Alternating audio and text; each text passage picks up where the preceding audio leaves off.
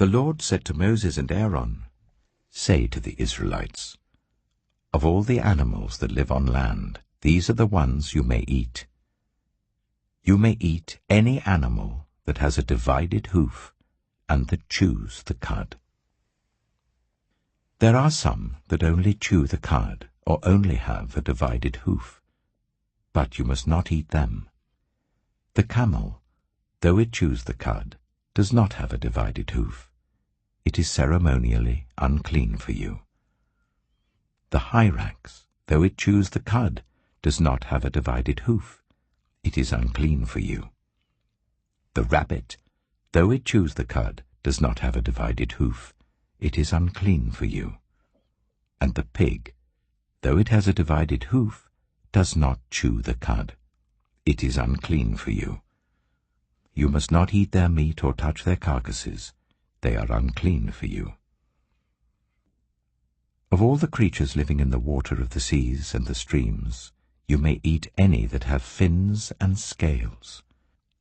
But all creatures in the seas or streams that do not have fins and scales, whether among all the swarming things or among all the other living creatures in the water, you are to regard as unclean. And since you are to regard them as unclean, you must not eat their meat. You must regard their carcasses as unclean. Anything living in the water that does not have fins and scales is to be regarded as unclean by you.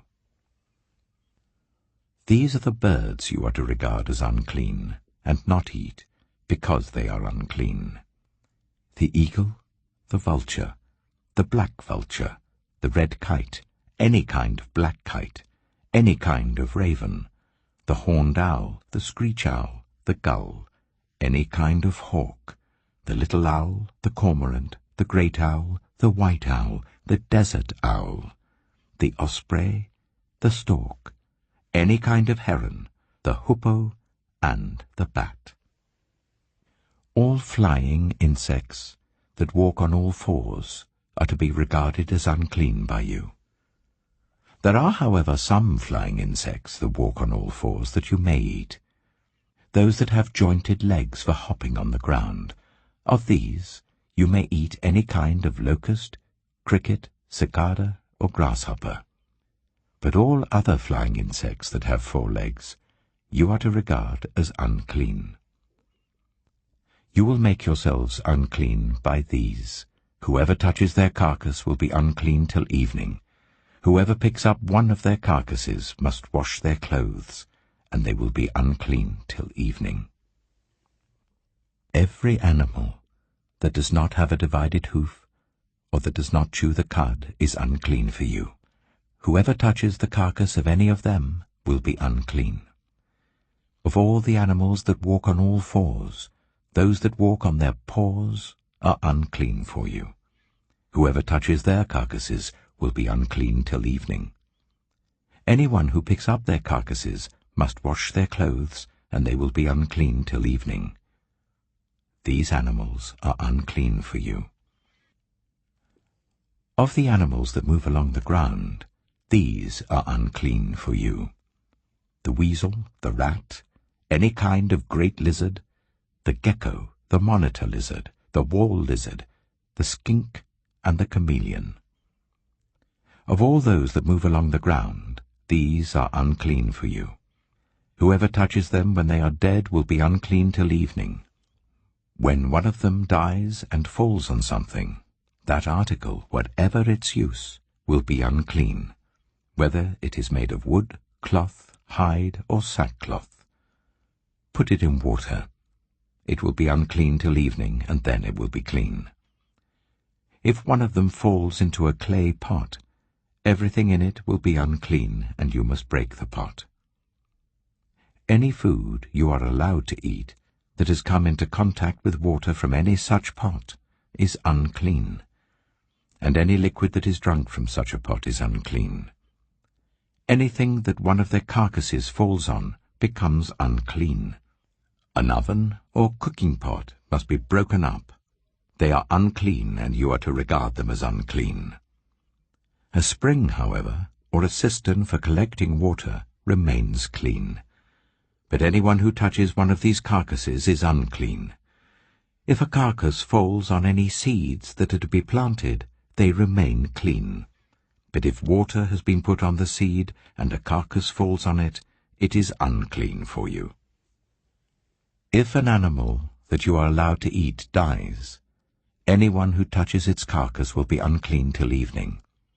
Anyone who eats some of its carcass must wash their clothes, and they will be unclean till evening.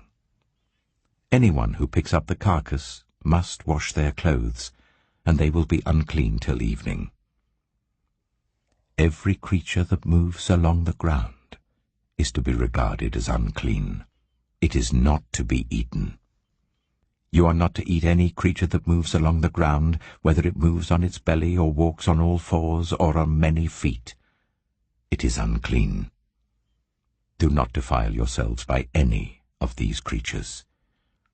Do not make yourselves unclean by means of them or be made unclean by them. I am the Lord your God. Consecrate yourselves and be holy, because I am holy. Do not make yourselves unclean by any creature that moves along the ground.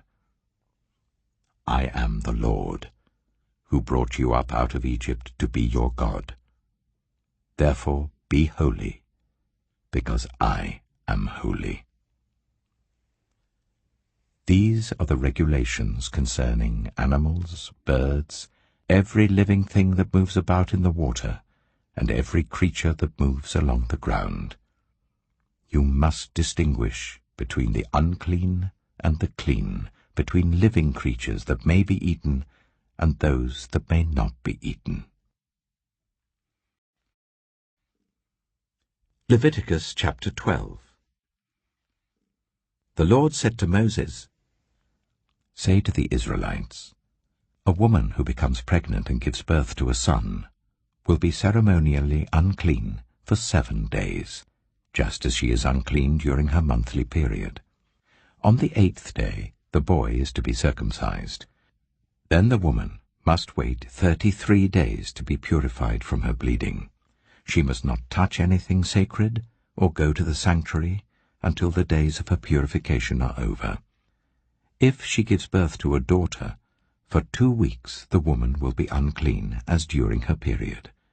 Then she must wait 66 days to be purified from her bleeding. When the days of her purification for a son or daughter are over, she is to bring to the priest at the entrance to the tent of meeting a year-old lamb for a burnt offering, and a young pigeon or a dove for a sin offering. He shall offer them before the Lord to make atonement for her, and then she will be ceremonially clean from her flow of blood. These are the regulations for the woman who gives birth to a boy or a girl. But if she cannot afford a lamb, she is to bring 2 doves or 2 young pigeons, one for a burnt offering and the other for a sin offering. In this way the priest will make atonement for her, and she will be clean. Leviticus chapter 13.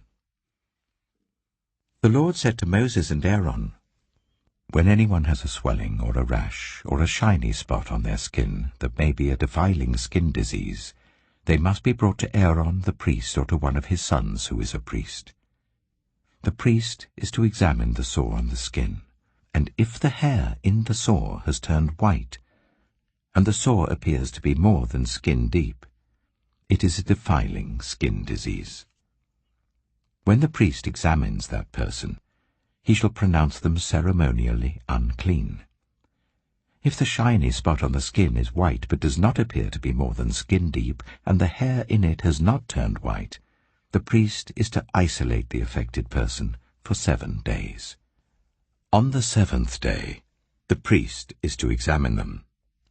And if he sees that the sore is unchanged and has not spread in the skin, he is to isolate them for another 7 days. On the 7th day, the priest is to examine them again.